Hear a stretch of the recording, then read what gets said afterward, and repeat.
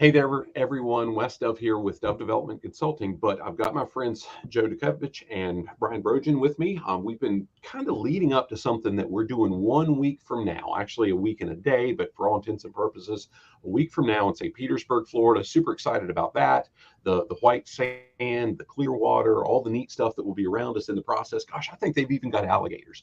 But today the purpose is looking at Passion Tank running on empty. Gosh, how do you get remarkableized in three simple steps? So Joe came up with the title. And Joe, why don't you talk about remarkableized? Yeah. So before I do that, let's talk about Passion Tank to set it up. So we, for the most part, people in our space ha- kind of know what their purpose is in life.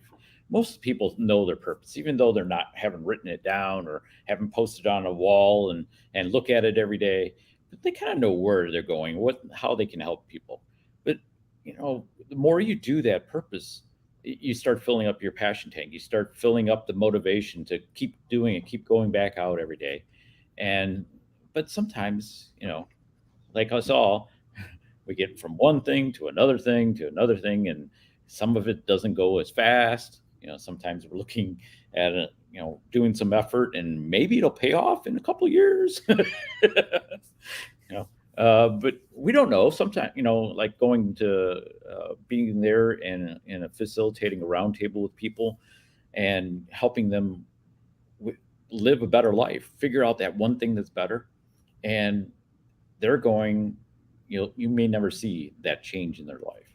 Well, that kind of all that stuff fills your tank, fills your passion tank, what I call a passion tank. But it's a motivation. It's going back out there every day. It's giving you the energy, giving you the fuel to go and do it again. Well, if you run that down, how do you fill it back up? There's so many things, but so how do you become remarkable? How do you take all this lower energy? How do you take this point of feeling, taking a temperature yourself, taking, what's my thermostat? Do I have it kicked up all the way to super energy, or do I feel like, oh, I'm chilled? I'm just like, okay, maybe like a Saturday morning, oh, the week's over. uh, so what's Remarkableized? Well, John Maxwell, in his 16 Laws of Communication, came up with this word. So I got to give credit to John Maxwell for coming up with a new word. But I think we all can understand what's really being remarkable. But remarkableize is taking that and putting it into action. So it means to make something or so unusual or special that people take notice. And it's like, wow, so the next time or last time, maybe you can think of some point here in the last week where you notice somebody just like, wow, they just sparkled. They just like put everything in, or they recognize something. We were talking with some people on a summit, and they showed a story. They talked about a story where they brought life to the room, brought life to a country transformation, in fact. And it was like, wow, you could just feel that energy. You could feel that lift of people coming together and making a change in their country. It's like, wow, that's huge. Or their team. I mean, Brian, I know you just had some workshops and you could see, that light bulb moment come on, and what happens? You get that energy that comes up and lights up the light bulb. Most definitely. And when I think about this, I think about remarkable people leave an impression. When you meet someone remarkable, they leave an imprint with you. That they actually have an impact on you, and it's just great. I've met a ton of remarkable people. In fact, if the orientation is like it is on my screen, the two guys above me, they're remarkable guys, and we just found ways to collaborate and do things together. And I think that's remarkable. What a cool term that John has coined here. Remarkableized. It's like a marble. It's marbleized. Well, So the passion tank is that grabbed my attention and right from the start, Joe, when you suggested the title. And when I think about that passion, I hear. So I was an HR guy for a long time. I still focus a lot on workplace. How do we recruit, retain? How do we build those cultures and so on? And I know you guys do some of that too. One of the things I think about is we hear this idea of burnout, right? Have you ever met somebody that's still passionate about their purpose and really have that clarity that's burnout? I've not. I don't think it's about a matter of low pay. I don't think it's a matter of hard work. I think it's about, do we understand our purpose and really have that passion about it? Because without the passion, gosh, things get tough, right? I mean, things get really stinking tough if I don't know why I'm doing something. Wes, that's a great way to put it. No, we haven't met anybody like that, and it's because they have fuel in their tank. The passion is the fuel. They're not running on empty. They have something that is driving them to do something remarkable. And I think that's just what the analogy, Joe using this passion tank running on empty. Think about that. If your passion tank's running on energy, you need some spark. You need some energy. You need something to be passionate about. There's a group that Cindy and I do a pretty significant amount of work with each year, and they really serve the veteran community and a specific part of the veteran community and so on. And it's emotionally draining work because it's a hard part. The work they do is not simple. It's very it's a heavy weight they carry. But one of the things, every time Cindy and I are there with them, because when I was on the hiring side, the HR side, I saw some of the successes, and I've since seen it years removed from that. One of the things that I always try to keep in front of them, because while it's not our role to really drive passion for them, our role is to come in and give them tools that they can use.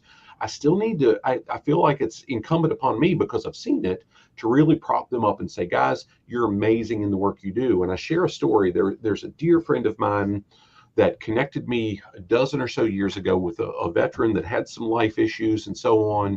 And he was working at that point in time, $12 wasn't minimum wage, but he was making about $12 an hour. He didn't have benefits. It was basic, he just wasn't doing well. And I was able to hire him in the role I was in. And fast forward, I just saw him a few months ago, and he's since retired.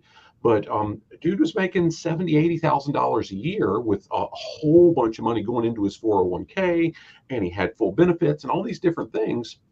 And he'd retired. He's got all this stuff in life right now. And he says, "Hey, Wes, you did this for me." And I said, "No, no, no, no, no, no.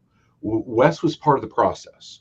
This guy did it for you." And I share that whole story because those are the pieces that we try to go into that organization and say, these are the things that you might never hear, but this is the impact you're making on the people you serve.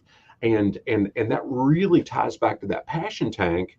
But that also is, in that case, Joe, as I'm looking at your notes, the spontaneity, easy for me to say, the creativity and the flexibility. I can point back to that interaction I had with my buddy a dozen years ago when I hired this fella.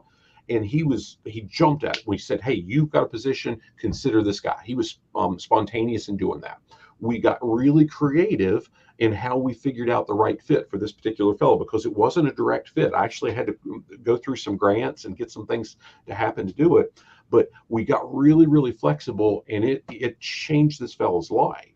And when we share that with that group that really has some heavy, not physically difficult, but emotionally difficult work, I watch their tanks, that passion tank. It's no longer on empty. I'm not going to tell you it stays full forever on that one comment, but it's some life that we get from being able to do that for them. Well, it gives you some lift. The minute you recognize that or receive that feedback, even if it's passed through, or you see that change that happens, that light bulb moment, that point in the person that you're working with. Sometimes we don't even know who we're working with, right? We're deep in an organization and we don't never see the clients. We never, we're just a cog, right? There was a couple points where I used to be in banking and I didn't know who my end result was. Who's getting all these reports and stuff? And well, okay, the board of directors. Well, I never see them. I hope I'm doing a great job. And then I get some feedback, and it's like, oh, cool. It means something to somebody. Hey, yeah. And I think when we get stagnant, when we because of the day to day type of interactions where we're just doing things over and over, repetitive, that just drains us, right? But if we can put a little spontaneity in, create a little surprise, create a little party, uh, be flexible, because sometimes, we got to change the wheel at a moment's notice. And uh, when we can do that, when we allow that in, when we're open to it. So what does this require? It requires some openness. You got to be ready to change your world. And I don't know about you, Brian and Wes, but I've heard people, the clients, oh, I like the tried and true. I don't want any change happening to my day. I want to make sure I know exactly what things are going to happen. Yeah, Joe West, great examples of this, being remarkable, getting this fuel in your tank. Reminds me, both of you know, but for those that are listening that don't know this, I've been volunteering for the ACE Mentor program for 10 years. It's kind of how I discovered my passion for growing and developing people by developing young people. And every year, I've been doing it for 10 years, and it's tough. I mean, going and volunteering your time once a week, 16 weeks every year, it's a lot of hard work. But every year they pour my passion when at the end of the year event, when these students get up and present, their parents are in the audience, their peers are in the audience, and they just knock it out of the park. And that gives, I mean, it gives you those goosebumps, that it gives you that passion to keep going forward. Joe talked about celebrating and having, that's what we're doing with this event, is bringing people together. Next week, it's hard to believe it's already here, and we're going to have fun with a group of people and create some spontaneity and spark that you need. If you're out there, but hey, I've been pushing my business. I've been working hard to gain clients and help people increase communication, increase efficiencies in their business. This is going to be a spark for me as well as for those that are attending our event. It's going to be a lot of fun, and that's what we hope to do. Yeah. So, Brian, Wes, is your tank on full right now? Tell me, where's your, if we had a thermostat or, better thing, a gauge, right? Gauge. Where's your passion tank right now in this day? Joe, that's a great question. I don't think I'm ever on full. And I hope that every day, every month, I'm growing my tank. I'm growing my capacity so that I continue to need to fill my tank. Because otherwise, if I just fill my tank up and be content, my tank may not be big enough to support my future goals and my future ideas and ambitions. So, I love that question, but I'm going to say I'm never at full. I'm always want to be expanding and growing, not only myself, but those around me, the network, the people that I work with. I want to help them expand and grow and create fuel for them. So great question, Joe. So, yeah, my answer was going to be similar. And quite honestly, Joe, I didn't jump in because I'm thinking, crap, how am I going to answer that? Because it's a hard question. And I'll say, I think today my tank is as full as I can ever point to it being, but it's not full. Because does it ever? Because we're constantly giving. So it's we hear Mark Cole say, "Be a river, not a reservoir," right? And I draw a lot from that. But as Cindy and I've moved over these last several years more into that scope, more into that field of this is what our purpose, this is why we do what we do. And I want to tie it back to where you mentioned, hey, we want the tried and true, right? Mm-hmm. All those three things, spontaneity, creativity, and flexibility. If we say, here's what our values and our purpose are, and we know these three things are going to exist in our lives anyway, but we can tie it back to the purpose and the values, they're easy at that point, right? I don't mind being flexible as long as I can match that flexibility to my values. I don't mind being creative. Gosh, that's what makes us go. And I say all that to say that's what's keeping the tank full, as opposed to 5-6 years ago, we're looking and going, where's the results? Gosh, this is hard work. This kind of sucks because nothing seems like it's happening. And changing what we focus on and where we draw that has been a big deal for me to keep it fuller. But we've got to work on it, to your point, Brian. Yeah, and I live in a rural area. We are 20 minutes from everything. So I was taught to get fuel. If I'm leaving town and I have less than a quarter tank of fuel, I'm stopping at the gas station.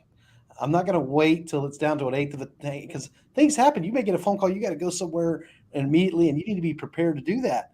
Same thing in life. I don't want to wait till we're running on fumes or we're sitting on the side of the road holding an empty gas can, hoping someone will pick us up and take us to our fueling station. Be intentional. We started off talking about being intentional with these sessions several weeks ago. Be intentional about filling your tank. Be intentional about stoking your spontaneity. Be intentional about stoking this fire within you to be a better leader and a better trainer, coach, speaker, whatever you're working on or towards. Fuel is going to help you build and build that stamina that you need to keep going. Yeah, those are great points, guys. I put it to the people watching this now or on replay. Where would you put your passion tank gauge at? What's it showing? Is it time for a fill up? Or are you like Wes and Brian and myself? Hey, we're as full as we're ever have been, but there's still room for more. And we're looking for that moment to continue to move us forward, to wake up in the morning, to know what it is today that I'm going to make a change about or help someone live a better life, to think things differently. I think about us, some of our roles are to be facilitating workshops, right? And sometimes we have those scripts that we build to make sure we cover all the points, right? And oh, if it's running late, I got to get through all these things instead of being flexible and saying, hey, the people got what they needed out of it. We had a great discussion.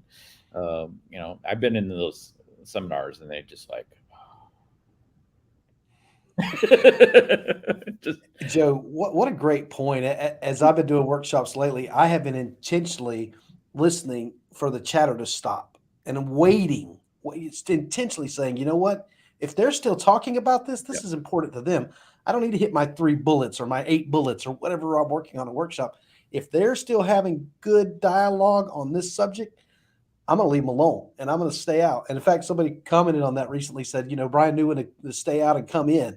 And I think that's important, that to allow people to have that space to talk and create that. When I think about this analogy of this, running on empty, if my tank is not above half, I may not be able to pour into others. I may not be able to share with others. But if I can keep my tank full and heavy on the above average side, then I'll be able to take and share with other people and not deplete what I need to keep going. right. Yeah, very good. I was just thinking about it. Go take a walk, right? Sometimes we're stuck and we're going to have this retreat, and we know we're going to have a break. Go take a walk, with a couple people, and make it worthwhile, make it valuable. Go if you're in the middle of your day, instead of sitting at your desk eating your lunch. I used to be that. It's like, go take a walk, even if it's 50. I was just listening to somebody yesterday who said, oh, get that 11 minutes in super cold, go walk just in shorts, no shirt, no, in just shorts, and go walk in a 20-degree weather for 5 minutes. And I'm going, no. Where am I going this weekend? To the cold. So Well, we're going to welcome you back to Lake Carillon and walk around the boardwalk there. So yeah, in this warm, sunshiny Florida weather. So that's going to be a lot of fun. And we built that in there, that time to walk and think and have a conversation with other people you're walking with. I think it's one of those things that are important in life. Slow down a little bit and take in what you need to fill your tank.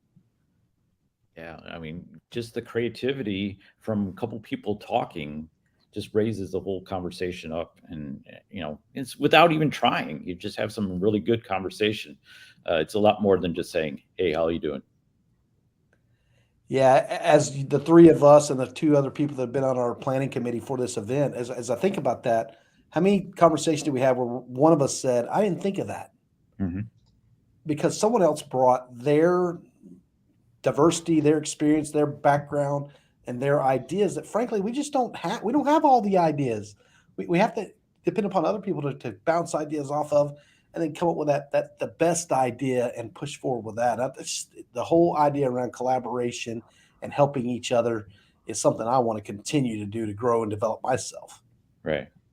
Absolutely. Sounds great. Gosh, guys, I'm not sure I've ever come up with an idea on my own. Now, I'd like to think that I've made some ideas I've heard better, Mhm. but we anyway. Yeah, I'll stop there. I was going to go on a little bit different tangent, but I'll stop on that point. It's okay. Well, to think about how long human beings have been in existence and how many, if you think you have an original thought, it's going to be difficult to have an original thought, but you can expound on another thought, and you get the things that people. Hey, I said it. Live to Lead 2018. John's on the stage. I was there live, and he talked about how his principles are based in Proverbs. You're talking about something that's thousands of years old. John didn't create Proverbs. So for me to realize how simple that was, and know I have some simple ideas that I can continue to train and coach people on, that they're just simple, but I practice them and I model them, and then I can talk in an authentic voice about them. It's totally different than just grabbing something off the shelf and using it. So, with spontaneity and flexibility and creativity, Joe, Yes. Brian and I, based on what I know about, and I'm going to go to DISC, okay? I know where we're at. I would guess that Brian and I probably live in those three things a little bit more often than you do, because I'm detecting a lot higher C with you than me. Praise God for that. Please don't take that as a bad thing, because I love Cindy is the most important thing in our business in my life, because she's got that C that complements my bat nuts wide open all over the place. Is spontaneity, creativity, and flexibility sometimes difficult for you? Oh, always. It's. Am I open to it? First of all, I'm raw or D. Hard to tell, but I'm a recovering D. And I've grown. I've changed how I look at this, and I still get to the point where I got to tell my D to shut up and just let this openness happen, because just give me the idea and I'm go on, right. Let's just get this plan done, and I don't want to spend any time thinking about it and all that stuff, and oh, what if. But I found myself in these roles where helping Brian think through Live to Lead, or some the workshops that we've done together, and now the retreat, and so I've opened myself up, and I've allowed this creativity to happen, to think of different ways, to be open to what other people are saying, because I as a recovering D, you realize you didn't know the best way.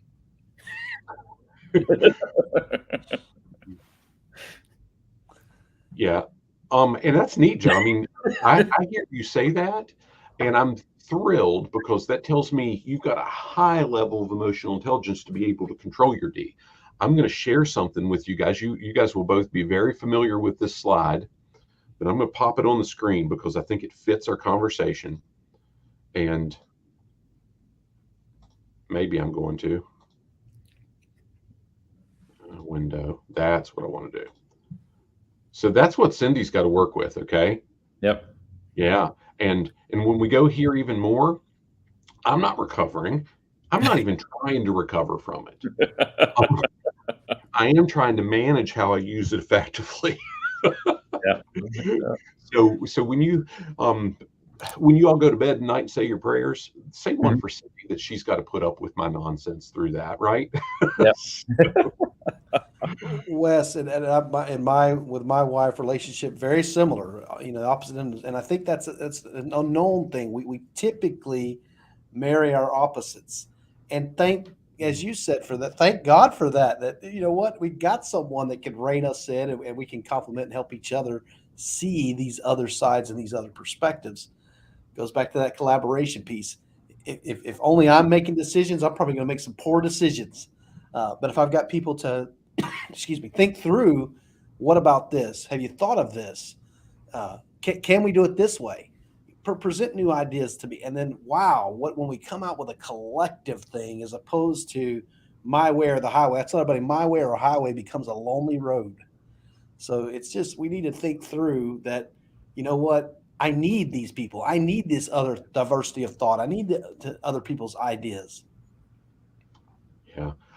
I asked that question to Joe specifically because Joe, I've seen more C, but maybe it's not maybe it's because of the work that I've seen you take on and the things I've seen you do.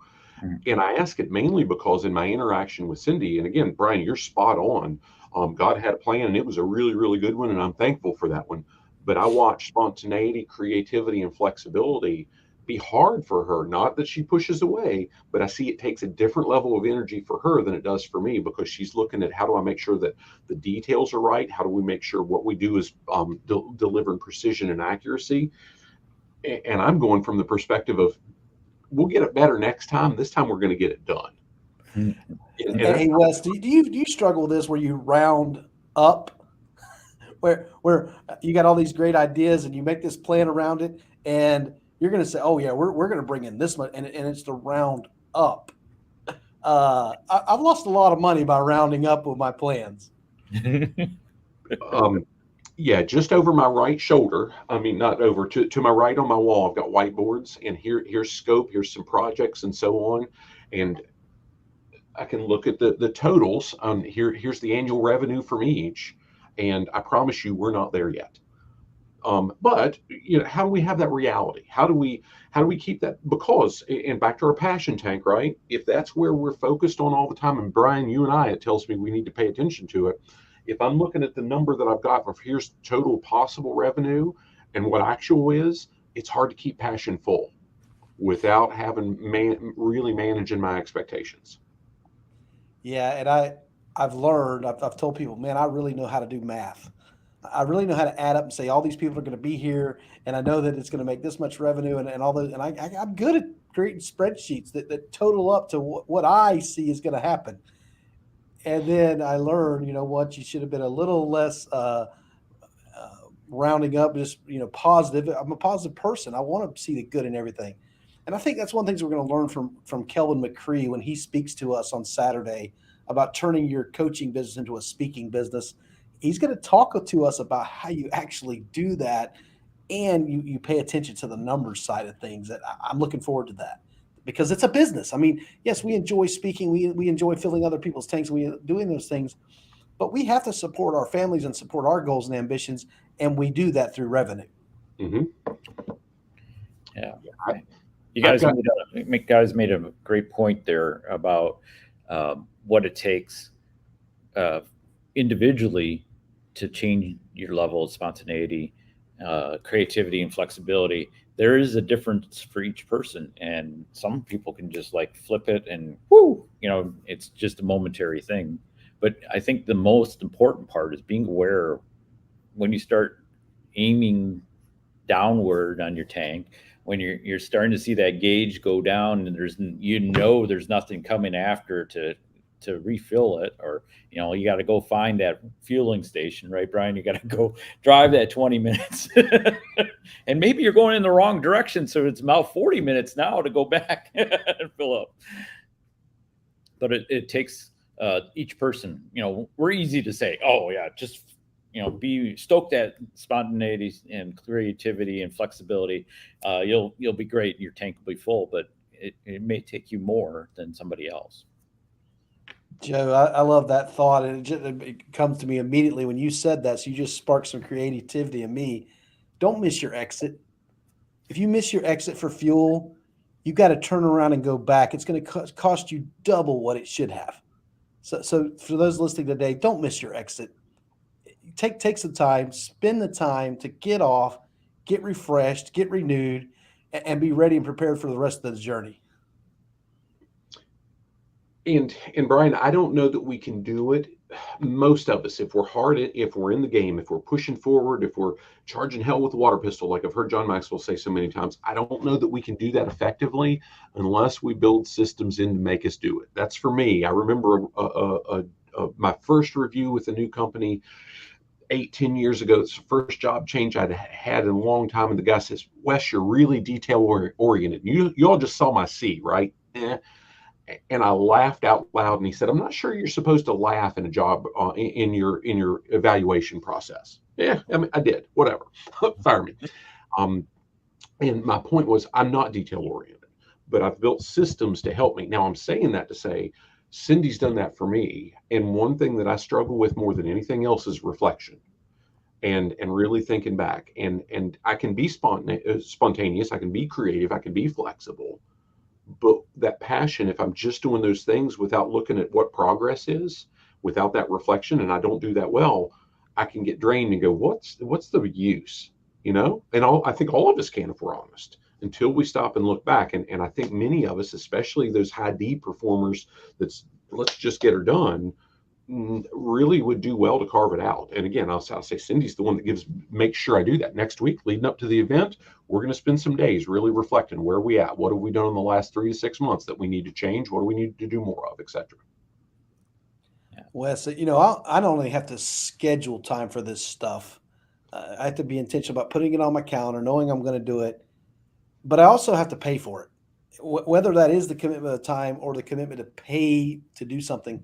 How many times have you signed up for something that was free and you didn't show up because it was free? It just didn't have that kind of impact. But when you invest in something and you say, I'm putting this on my calendar and I'm paying for it, you're more intentional about making sure you get there and get that value out of that event or out of that, whatever you're doing, training, whatever it may be. But investing in it, it's more than just money, it's time. And our time's the most precious thing we have. But using our time wisely and knowing we have to refresh and recharge so that we can be spontaneous, so that we can have creativity. Those things are just very important, but we must be intentional about creating opportunities to do that. Yeah, one of the things that I think video games got early on. I mean, I used to be at the Sears playing ping pong or pong or playing asteroids, and there's that little gauge of, hey, this is you're doing well or not doing well. You got a few more turns at this before the game ends.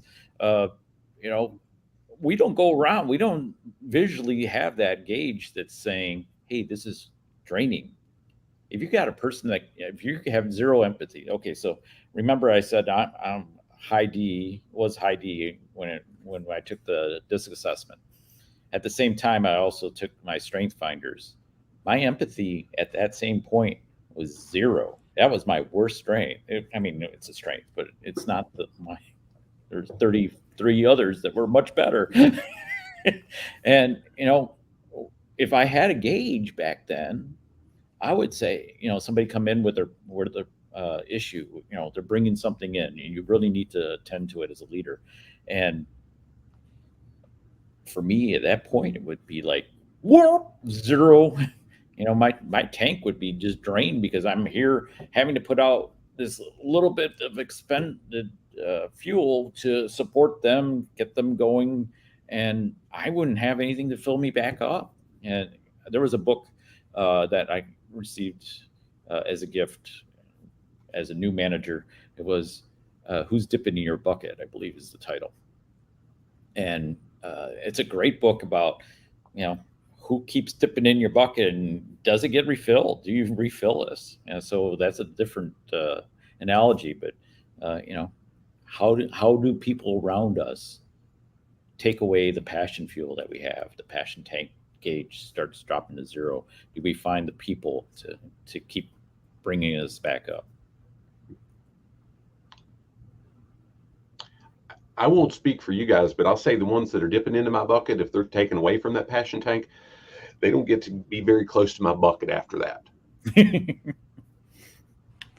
Wes, I did a presentation one time, and I talked about how when you pour into people, if there's holes in their buckets, I got to quit. I got to quit wasting my energy and my effort. And one of them questioned, well, that's kind of. They would tell me it's kind of selfish. I was like, it's not selfish. If I pour in them and they hold the value and they gain them and retain value, that's for them. Mm-hmm. But if they don't, we're wasting both of our time, effort, and energy, and that's not useful to either one of us. So if you got holes in your buckets, let's get them things patched up, and let's try to make it where you're retaining the value that someone's trying to pour into you. Right. Yep. Well, fellas, we could probably go for days on this. Joe, well done in putting this topic together. This is cool. As we draw, just to honor your time, let's draw it to a close. Is there anything parting that you want to leave. And so in the link in the chat, wherever you're watching, whether it's YouTube, Facebook, LinkedIn, whatever, I've posted the retreat. Now, Brian, you mentioned as we're here, it's not much time. There's still some opportunity to be with us in person, but there's also a virtual option. So that's coming up next Friday and Saturday in St. Petersburg, but there's a virtual option. So the registration information is in the comments. Is there anything else that you want to part with today? Well, I'm just so grateful that you've hosted this for us to talk about many of the things we're going to do. But we've rattled off some statistics on the past episodes of this, and I want to talk about that. 83% of people want to write a book, and only 1 to 2% of people do. You want to be a writer? We can help you with this community. The Voices for Leadership community can help you with that. You want to expand your coaching business, expand your speaking business. You know, they say public speaking is one of the most feared things, even above dying. Can you imagine that? We can help you overcome those fears with this community where we have people that are speakers. They're very experienced, and they're sought after, well-known, renowned folks. So we can help you with all three of those: writing, speaking, and coaching. And this community has several people that have done that well, and beginners and intermediates like me. So we have the full gamut of people in this community that can help, and you can help them. And that's an excellent point, Brian, because we can help you step into that spontaneity, that creativity, and flexibility to write, to communicate your message, to be out on the stage, that to be able to get to a broader audience. And that's one of the things I like about this community is there's so many people looking to help each other move forward, and it's just a fantastic place. One opportunity to fill your passion tank. Yeah, you get stuck with that proverbial writer's block. There's over 80 people ready to help. So Yep. let's just recognize how we're here for each other, and it's going to be a great opportunity for you to be part of that and gain the value, but also add the value. This isn't a selfish community. We're here to help each other. Yes, indeed. I told a boss about a dozen years ago, when he said, "Wes, can't give you much of a raise this year, but you're a great employee." I said, "Hey, that's okay." I read the book. It said, "As you sow, so shall you reap." And your name ain't in it. Your name's not attached to that statement. It wasn't a qualifier and so on. Now, you both grin as I say that. And everybody I share that with, they get a chuckle. I assure you that boss didn't chuckle. I'm sure. But I'm saying that to say the community is that way. As you sow, so shall you reap. And we're excited to see you guys. Excited to be with you guys in person in 8 days. And I've appreciated the opportunity to do this over the last few weeks, guys. Yeah. Thanks, Thank Wes. you. Thanks, Brian. Thanks all. Great to see everyone. Yep. See everyone soon. God bless.